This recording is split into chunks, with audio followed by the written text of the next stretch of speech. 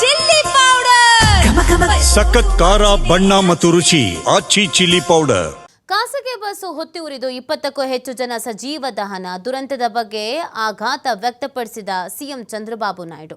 ಮೃತರಿಗೆ ಸಂತಾಪ ವ್ಯಕ್ತಪಡಿಸಿದ ಸಿಎಂ ಚಂದ್ರಬಾಬು ನಾಯ್ಡು ಗಾಯಾಳುಗಳಿಗೆ ಸೂಕ್ತ ವೈದ್ಯಕೀಯ ಚಿಕಿತ್ಸೆ ನೀಡುವಂತೆ ಸೂಚನೆ.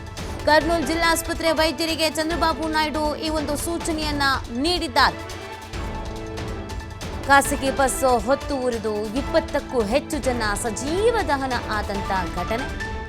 ಈ ದುರಂತದ ಬಗ್ಗೆ ಆಘಾತವನ್ನ ವ್ಯಕ್ತಪಡಿಸಿದ್ದಾರೆ ಸಿಎಂ ಚಂದ್ರಬಾಬು ನಾಯ್ಡು ಅವರು.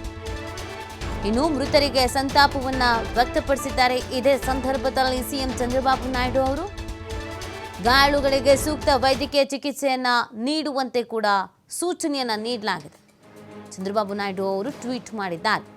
ಕರ್ನೂಲ್ ಜಿಲ್ಲಾಸ್ಪತ್ರೆ ವೈದ್ಯರಿಗೆ ಚಂದ್ರಬಾಬು ನಾಯ್ಡು ಅವರು ಸೂಚನೆಯನ್ನು ಕೂಡ ನೀಡಿದ್ದಾರೆ ಅನ್ನೋದು ಗೊತ್ತಾಗ್ತಾ ಇದೆ. ಈ ಪ್ರಕರಣದಿಂದ ಪ್ರತಿಯೊಬ್ಬರು ಕೂಡ ಆಘಾತಕ್ಕೆ ಒಳಗಾಗಿರುವಂಥದ್ದು. ಜೊತೆಗೆ ಯಾರೆಲ್ಲ ಸಾವನ್ನಪ್ಪಿದ್ದಾರೋ ಅವರ ಫ್ಯಾಮಿಲಿಗೆ ಸಂತಾಪ ಕೂಡ ಹೇಳಬೇಕಾಗತ್ತೆ. ಈ ಸಂದರ್ಭದಲ್ಲಿ ಅವರಿಗೆ ಧೈರ್ಯ ತುಂಬೋ ಕೆಲಸ ಮಾಡಬೇಕಾಗುತ್ತೆ. ಒಬ್ಬ ಸಿಎಂ ಆಗಿ ಆ ಕೆಲಸವನ್ನು ಮಾಡಿದ್ದಾರೆ.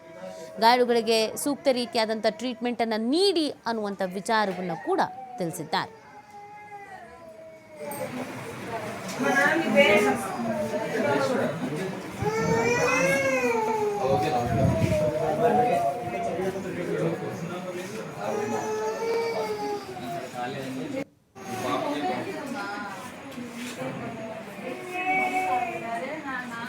మీరు అక్కడే ఉన్నారా అండి?